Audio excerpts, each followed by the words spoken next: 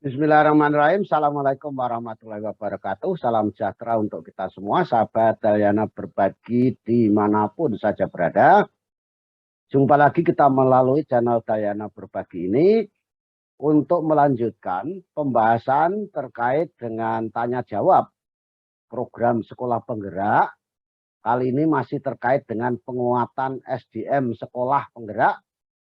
Nah, masih terkait dengan masalah IHT atau in-house training.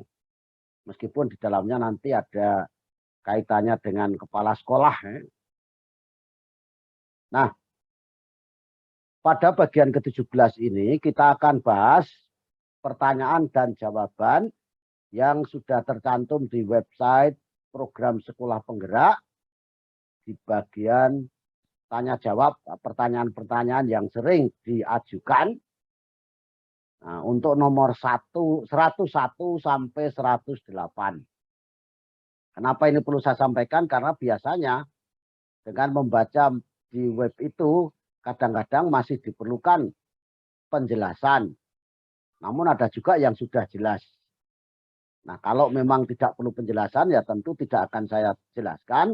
Namun kalau masih diperlukan penjelasan yang diperlukan, insya Allah melalui pembahasan ini akan coba saya jelaskan. Mudah-mudahan jelas. Nah, bagaimana pertanyaan-pertanyaan dan jawaban-jawaban dari Kemendikbud atau tim yang ditunjuk untuk menjawab pertanyaan-pertanyaan dari guru, kepala sekolah, pengawas, penilai, orang tua, bahkan mungkin juga siswa, pemangku kependidikan lainnya, bahkan masyarakat pada umumnya. Nah, berikut ini saya bagikan melalui share screen yang kami siapkan. Atau yang sudah ada di website program sekolah penggerak. Nah, ini kita akan jawab nomor 101 sampai dengan 108. Nah, ini masih ada kaitannya dengan komite pembelajaran dan kepala sekolah. Nah, nomor 101 pertanyaannya adalah, nah ini seperti ini, apa saja aspek yang akan belajar? Ini kan mestinya yang dimaksud adalah apa saja aspek yang akan diukur untuk mengukur perkembangan peserta di pelatihan komite pembelajaran. Nah, di aspek yang diukur untuk mengukur perkembangan peserta di pelatihan komite pembelajaran itu adalah satu aspek pengetahuan atau evaluasi pengetahuan yang dilakukan melalui tes awal dan tes akhir. Kedua, evaluasi keterampilan dilakukan melalui penugasan, yakni dengan mengerjakan tugas-tugas yang telah ditetapkan. Yang ketiga, evaluasi sikap dilakukan melalui pengamatan terhadap partisipasi dalam pembelajaran, dalam kerja, dan juga tanggung jawab dalam penugasan, serta keaktifan peserta dalam mengikuti diskusi, baik diskusi kelompok maupun diskusi kelas. Nah, kemudian apa saja ini yang akan dievaluasi untuk mengukur keefektifan proses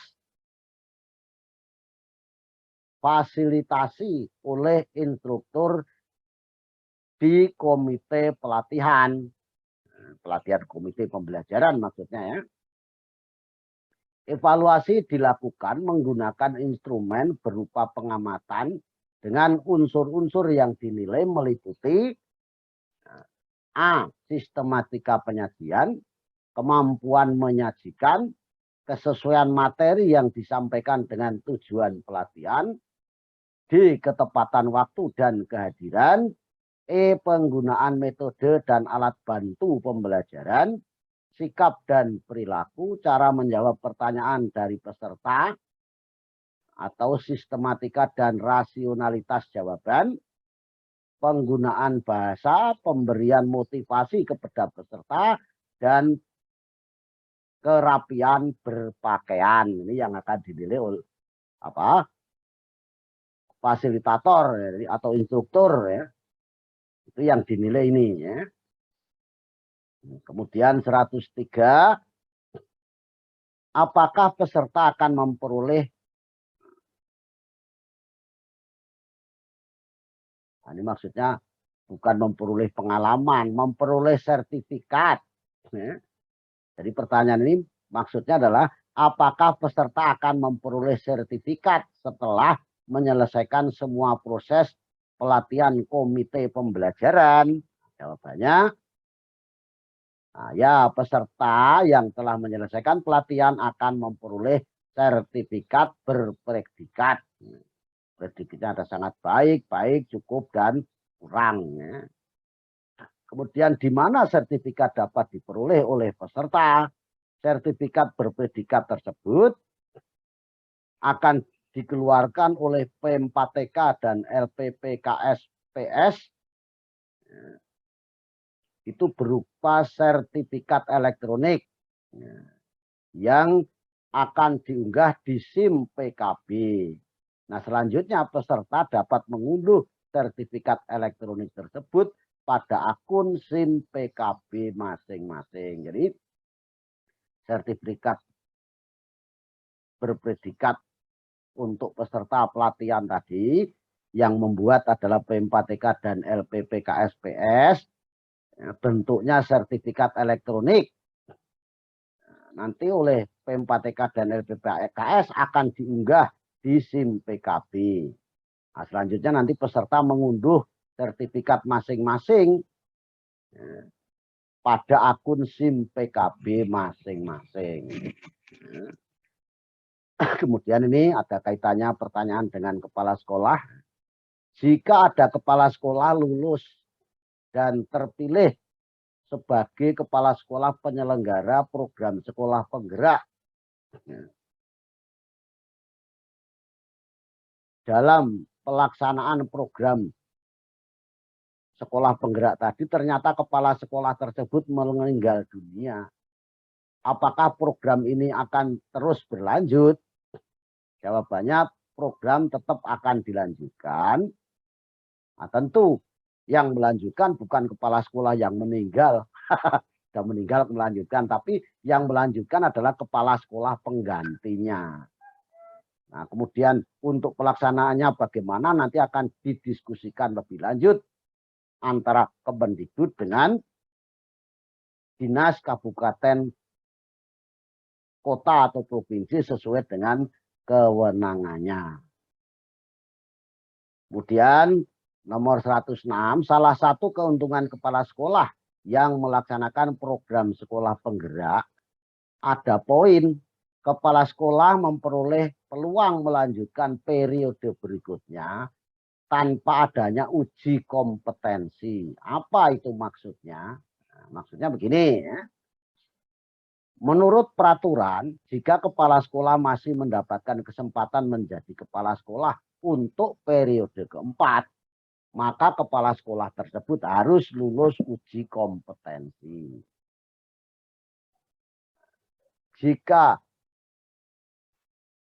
Tapi dalam hal ini, untuk kepala sekolah penggerak, jika kepala sekolah sudah lulus seleksi menjadi penyelenggara program sekolah penggerak atau PSP dan menjalankan PMP selama 3 tahun, serta masih memiliki kesempatan untuk mengikuti sekolah penggerak pada periode keempat, maka kepala sekolah itu tidak perlu lagi mengikuti uji kompetensi. Jadi kalau mau taat aturan kan harus uji kompetensi. Tapi kalau sudah menjadi kepala sekolah penggerak di sini tidak perlu lagi uji kompetensi untuk menjadi kepala sekolah pada periode keempat. Alasannya pengalaman lulus seleksi dan melaksanakan program sekolah penggerak itu dapat menjadi pengganti uji kompetensi kepala sekolah untuk melanjutkan periode keempat. Jadi kalau menurut aturan itu kepala sekolah itu kan menjabat selama paling lama 3 periode. Untuk menjabat kepala sekolah pada periode keempat itu harus mengikuti uji kompetensi. Tapi untuk kepala sekolah yang menjadi kepala sekolah penyelenggara sekolah penggerak, kalau sudah menjalankan itu periode ketiga,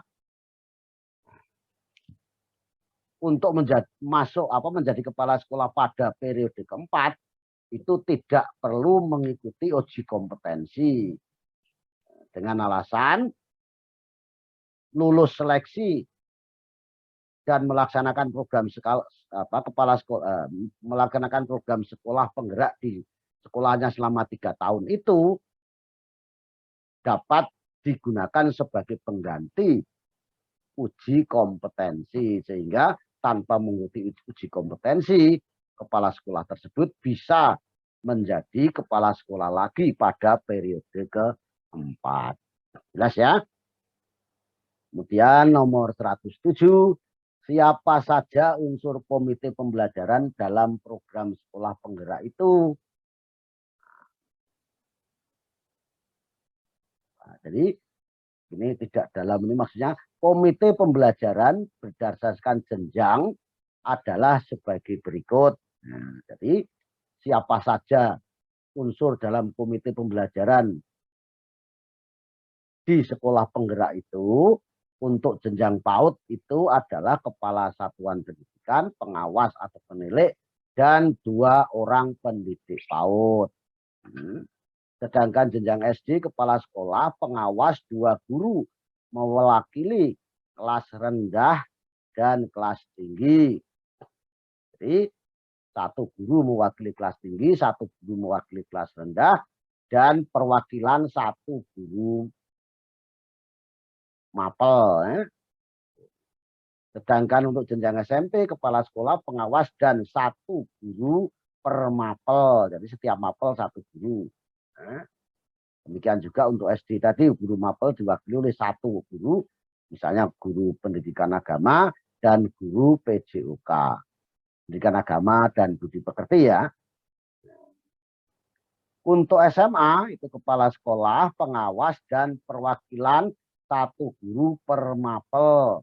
Untuk SLB, kepala sekolah, pengawas, dan perwakilan 1 guru per guru kelas kekhususan SD, atau 1 guru per mapel dan program kekhususan SMPLB, dan perwakilan dari SMALB. Sampai nomor berapa? 108 ya, tadi sampai 108.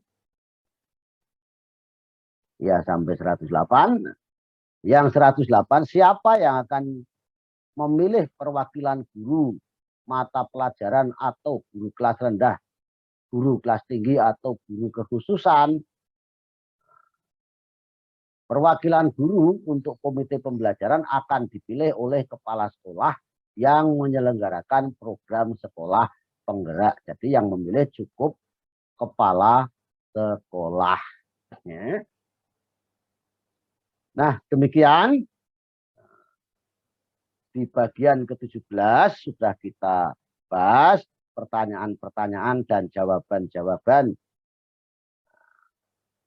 mengenai program sekolah penggerak.